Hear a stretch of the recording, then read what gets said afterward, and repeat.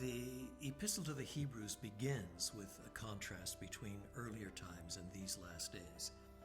In earlier times, God spoke to the fathers through the prophets in various ways and means and so forth. But in these last days, he has spoken to us.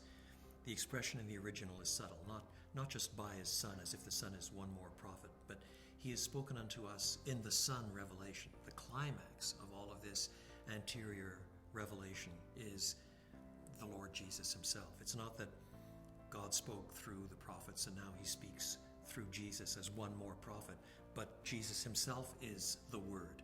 That's not the vocabulary that Hebrews uses, but in this respect, he's like John's Gospel. In the beginning was the Word, God's self-expression, and this self-expression was with God, and this self-expression was God. Well, in these last days, these climactic days, these consummating days, then God's final revelation has been disclosed. And this Son shows up as the exact radiance of his glory. That's almost saying the light of his light. How do you distinguish between radiance and glory? That's partly the point. He's the exact stamp of the very nature and being of God. And so the culminating revelation is in Jesus Christ, and that's what makes this the last days.